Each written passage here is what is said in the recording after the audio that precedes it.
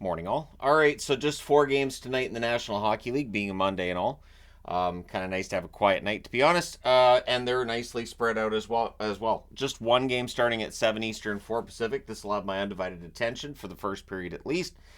Hoping it's a good game. It's Ottawa, it's Washington, it's the two nations' capitals going at each other. And Ottawa is 25, 27, and 3 overall, but they are 7, 2, and 1 over their last 10. For the Washington Capitals, they're 26, 21, and 9. They're 4, 3, and 3 over their last 10. So both fan bases might feel okay about how their team's playing right now. The Ottawa Senators did win the first matchup October 18th by a score of 6-1. The third and final meeting will be April the 17th. Now, both Ottawa and Washington have games in hand on Tampa. Significant games in hand. It also means they're a lot busier than Tampa between now and the end of the season. So for Ottawa, they're 16 points out of the playoffs. They've got 5 games in hand on Tampa Bay.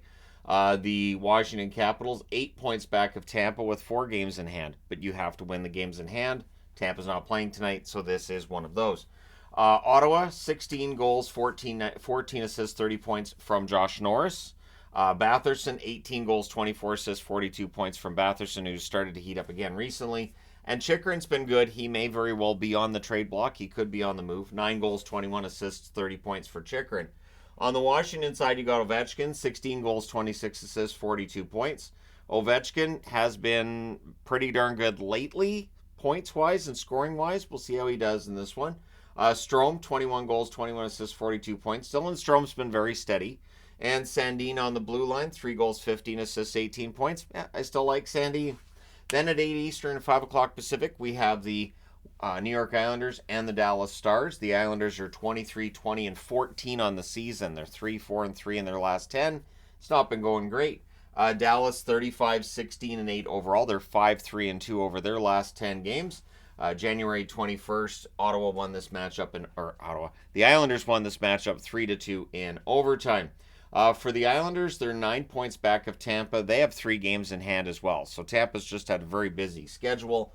On the Dallas side, they're first in the Central. They're 1 point clear of the Winnipeg Jets. For the Islanders, you've got Barzal with 17 goals, 43 assists. So 60 points. He's above a point per game for them at the Islanders. Horvat's having a good year as well. 22 goals, 27 assists, 49 points. Not a point per game, but he's close.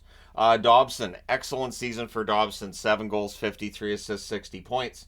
On the Dallas side, you've got Wyatt Johnston with 19 goals, 21 assists for 40 points. Rope Hintz, 23 goals, 27 assists for 50 points. And Thomas Harley has really done a good job of growing into his role this year. 14 goals, 20 assists, 34 points. So it just required some patience. 9:30 Eastern, 6:30 Pacific start between the LA Kings and the Edmonton Oilers. This might be game of the night material. So December 30th, Edmonton wins in a shootout 3-2. LA won the last matchup on February the 10th by a score of 4-0. The fourth and final meeting will be on March the 28th. For LA, they're 29, 17, and 10 overall. They're 7, 2, and 1 in their last 10. The Oilers 33, 20, and 2. They're 4, 5, and 1 in their last 10. So the Oilers definitely have come down since that 16-game winning streak. So this is a battle for third. These teams are tied in points. The Oilers do have the tiebreaker currently. They are third, the number 1 wildcard spot belonging to the LA Kings. Man, between cats and sneezing fits, I'm never getting this done. All right, so the number 1 wildcard spot being the LA Kings. They are 2 points ahead of Nashville, who of course are the number 2 wildcards, and 6 points ahead of St. Louis and Minnesota. So it feels like we're starting to get some separation between the teams above and below the playoff line. We'll see if that continues. On the LA side, you have got Byfield with 18 goals, 24 assists, 42 points. He's been fantastic recently. Fiala with 16 goals, 31 assists, 47 points. Consistent player. And Clark has started to emerge now on the blue line. 12 games, 1 goal, 4 assists, 5 points. Took him a little bit longer, but yeah, he's looked quite good lately. On the Oilers side, you got Draisaitl with 28 goals, 43 assists, 71 points. You know what a superstar he is. And McDavid, 21 goals, 68 assists, 89 points. Kucherov reached 102 points yesterday, so all McDavid has to do is get 13 today, and he ties him. So, as crazy as that sounds, who knows? Maybe if he starts scoring goals again. He's got, 14 assists in this last 5 or 6 games, something like that. Bouchard, 14 goals, 40 assists, 54 points, has been very good for the Oilers this year. And then at 10 Eastern, 7 Pacific, we have the Boston Bruins and the Seattle Kraken. Boston 34, 12, and 13 overall. They're 3, 3, and 4 in their last 10. That's an ouch. On the Seattle front, they're 24, 22, and 11 overall. They're 4, 4, and 2 over their last 10. Seattle did win the first matchup in Boston on February 15th by a score of 4-1. For Boston, they're first in the Atlantic. They're 1 point clear of Florida, who are not playing today. For Seattle, they're 7 points back of Nashville for that last playoff spot. They do have 2 games in hand.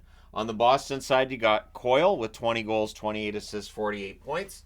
Marchand, 26 goals, 26 assists, 52 points, so a little bit below point per game for him. Charlie McAvoy's been excellent. 9 goals, 31 assists, 40 points for McAvoy. On the Seattle side, Eberle, 13 goals, 21 assists, 34 points. He's been producing pretty well for them lately. I'll be interested to see what Seattle does at the deadline. They're far enough out of the playoffs. If they decide to sell, I don't think anybody's going to be upset. If they decide to stand pat, they're close enough that they can justify it. McCann, 25 goals, 21 assists, 46 points for him. He's been very good.